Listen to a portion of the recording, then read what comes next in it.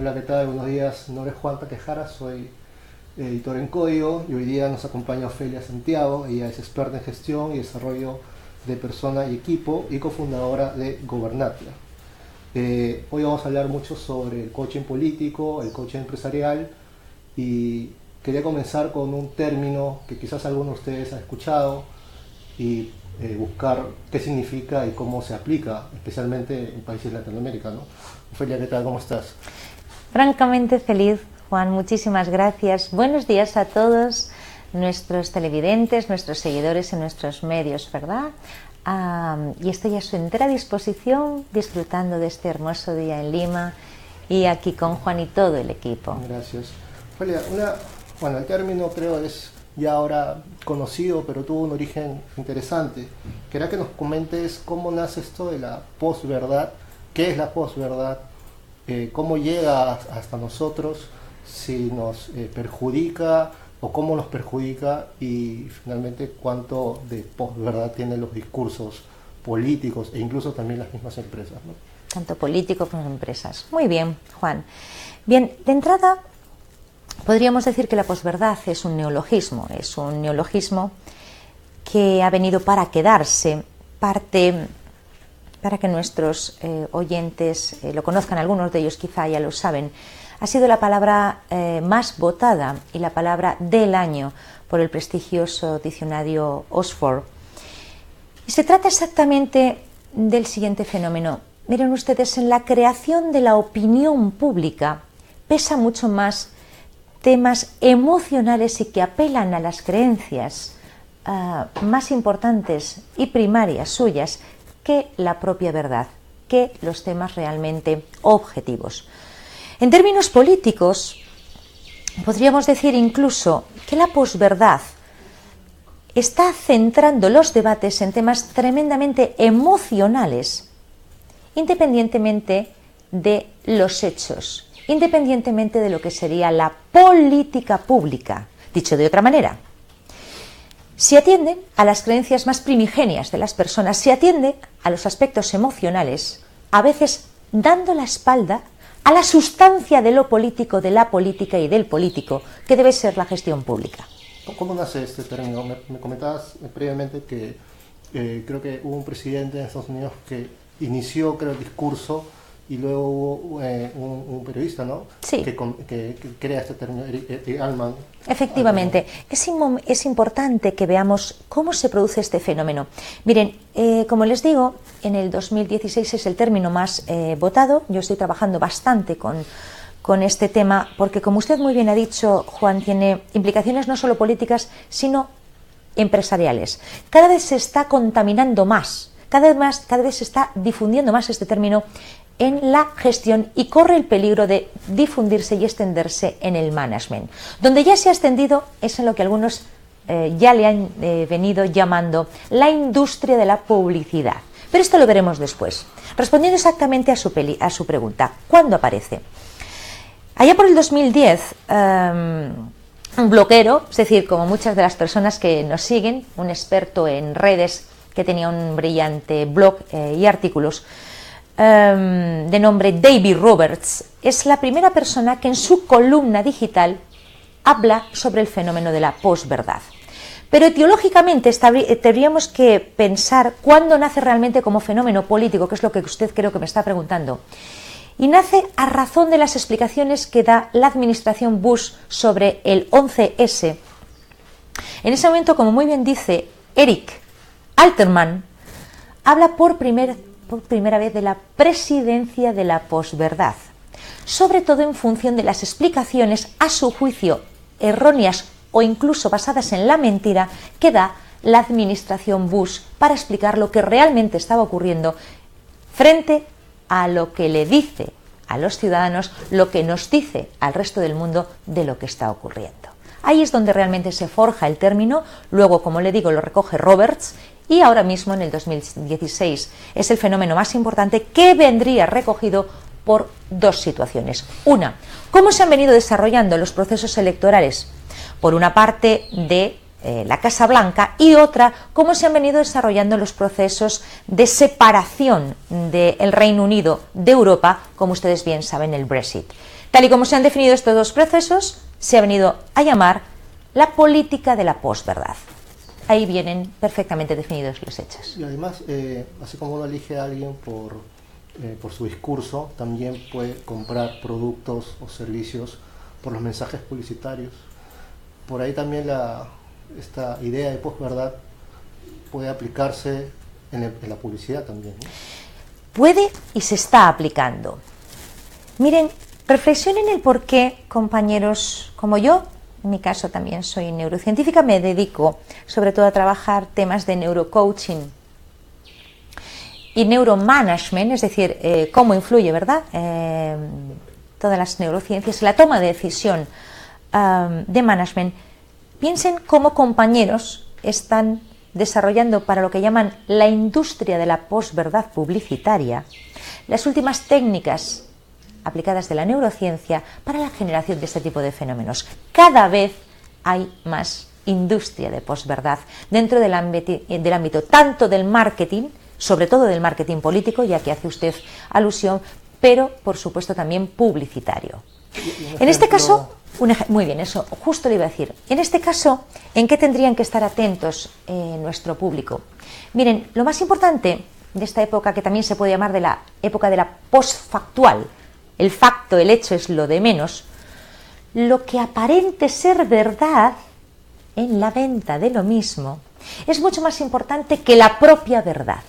Esto es importante que lo centremos. Por tanto, las marcas van a estar estudiando perfectamente su micro-targeting, sabiendo qué usos a través de todas las redes que usan, su Facebook, su Twitter, su Instagram, saben exactamente sus tendencias, sus gustos y van a trabajar apelando a sus creencias más primitivas y a sus sentimientos, y en absoluto van a estar centradas en lo que les conviene y a veces en la verdadera verdad o en el hecho. No, pero la publicidad siempre ha sido emotiva, ¿no? Siempre uno elige algo porque sí. le genera una tendencia. Claro, una cosa más que todo subjetiva, ¿no? Sí. Cariño, respeto, amor.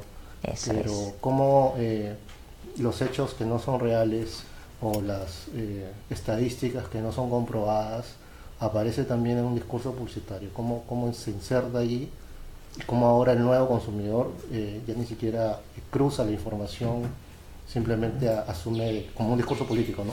Asume que es cierto porque alguien lo dijo y tiene muchos likes, ¿no?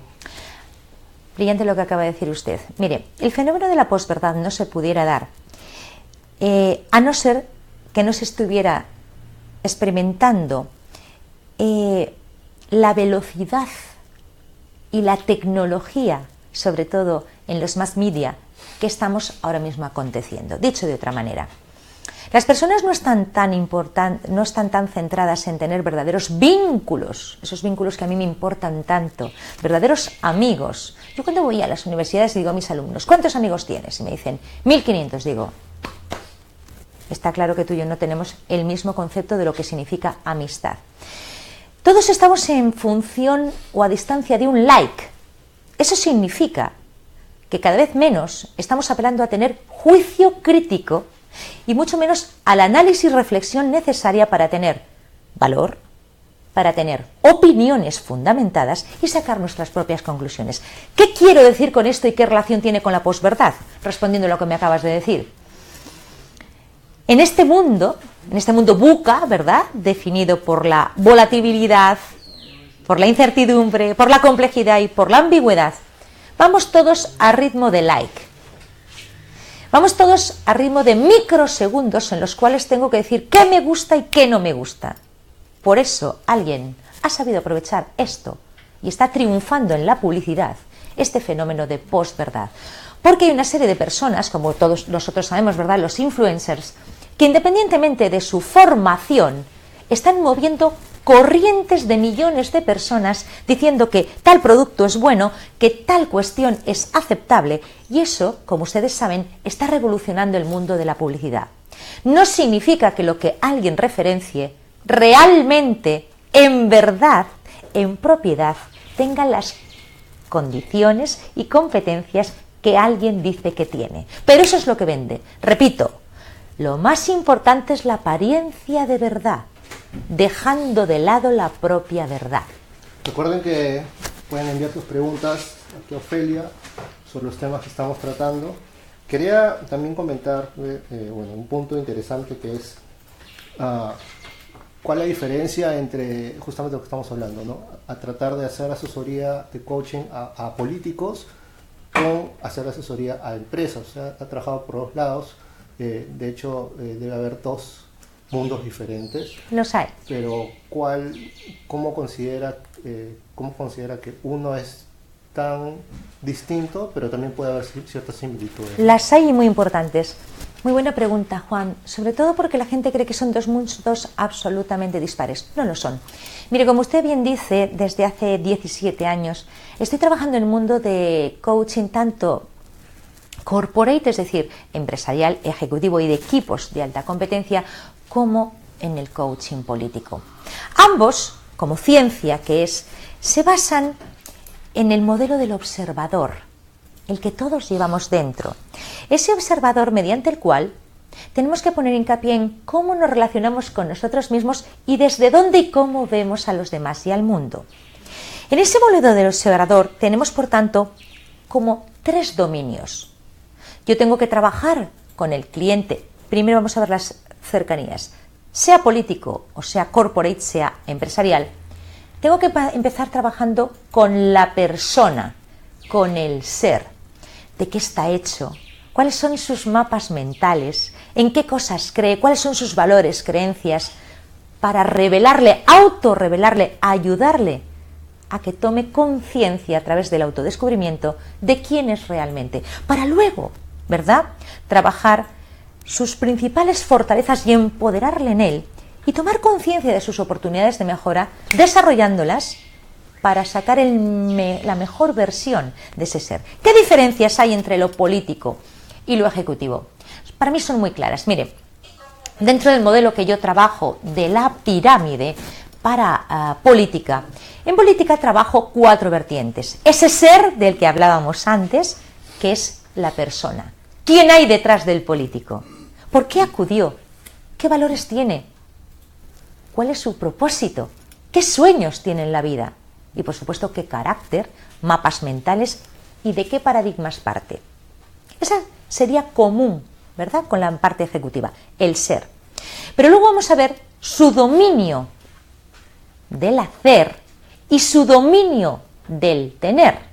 El dominio del hacer, como ustedes saben, una vez exploramos el ser, es el conjunto de acciones tácticas mediante las cuales vamos a ir consiguiendo la mayor efectividad para conseguir resultados. Esos resultados sería el dominio del tener. ¿Qué diferencias hay? Muy claras.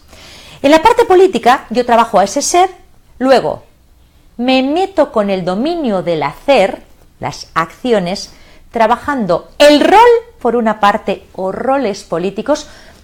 Bien, es claro que no es lo mismo si yo estoy preparando un candidato que aspira a la presidencia de un país o un candidato, por ejemplo, congresista, donde tengo que centrarme en el ámbito legislativo, o los que estoy preparando ahora, ¿verdad?, los candidatos a la gestión pública local. Por una parte, todos nuestros distritales y los candidatos que estoy preparando para la alcaldía de Lima, por ejemplo. Tienen que saber perfectamente los distintos roles que están ocupando, sin olvidar, tercero, la creación y gestión y liderazgo del partido, el equipo. En la parte profesional trabajamos el equipo y los stakeholders de esa compañía. Y en el rol político lo que trabajo en ese dominio, ¿verdad?, del hacer es cómo construimos desde el rol, el equipo y cuarto y último vértice, los stakeholders de la parte, ¿verdad?, profesional. Aquí son lo más importante que legitima el trabajo del político, la ciudadanía. Resumiendo, en la parte ejecutiva trabajo la persona, el rol y el sistema, tanto su equipo interno como los stakeholders, todos los grupos de interés de esa compañía. Y en la parte política trabajo la persona, su rol o roles políticos, que los aflore y los trabaje conmigo. Y en ese dominio del hacer trabajo partido, tercero y cuarto, ciudadanía, para conseguir el dominio del tener, que serían los resultados que ofrezco desde ese ser autorrevelado, desde esa conciencia que tengo del tipo de persona y político que soy gracias al rol. ¿Qué resultados puedo conseguir para seguir siendo reelegido o desarrollar la carrera desde otra posición política distinta. No sé si me he explicado claramente las diferencias. Justo Muchas quería gracias. comentar que Ofelia Santiago está el día jueves en el primer Congreso Internacional de Campañas Políticas para Gobiernos Locales. Me ha dado unas preguntas. La primera es de Eric Bendezú, Elvis Bendezú. Buenos días, Eric, encantada de escucharte. Él les pregunta si puede identificar un mensaje político y cómo podemos deconstruir ese mensaje político y saber si es lo que dice es parte del contenido real o lo que está diciendo es lo que estamos hablando. Es un lenguaje dentro de lo que está dentro de la posverdad. Buenísima pregunta, Eric. Mira, cuando tú recibas un mensaje político, tienes que hacer indagaciones sobre la historia, los valores, lo que dice, la información que existe sobre ese candidato, para ver los factos, qué ha logrado esa persona. Pero no solo qué ha logrado, sino qué aspira a ser. Y luego vas a contrastarlo con lo que dicen sus publicistas, con lo que dice su jefe de campaña y con lo que dice fundamentalmente su equipo de marketing político sobre él. Como no te cuadre, ¿qué sería cuadrar? En estos términos, ¿verdad?, científicos que estamos hablando. En el momento que te genera una disonancia emocional o una disonancia cognitiva, es decir, te genera un desencaje sobre esto me parece a mí, tu intuición te dice, esto me parece a mí, que no se refiere realmente a este candidato, es porque posiblemente están construyendo un mensaje a espaldas del ser. Esa persona no se ha desarrollado el ser y entonces, bueno, pues han seleccionado una serie de mensajes, de claims publicitarios, políticos muy poderosos que nada tienen que ver con el candidato. Por tanto, presta atención a los hechos, nunca te fallarán. Ahora siempre hay en política los claims o los slogans que pareciera que siempre funcionan porque no es cierto. Se repiten, por ejemplo, cambio, ¿no? La palabra cambio. Lo utilizan hasta tienen nombres parecidos para los partidos, ¿no? Sí. Cambiemos, cambio, etcétera. Siempre se repite el término cambio, porque asumen que cada cierto tiempo las personas quieren algo nuevo. Otra frase es unidos contra algo, ¿no? Contra la corrupción, unidos contra, o sea, la idea de pertenencia. Cuando un eslogan, que también en publicidad aparece, ¿no? Las marcas también buscan eslogan que sean que vayan rápidamente. Con fuerza, quieres claro, decir, ¿verdad? Sí. Pero no hay tantas diferencias, es decir, los últimos 20, 30 años los eslogans, tanto políticos, quizá también algunas marcas, suelen ser comunes, ¿no? No han cambiado mucho.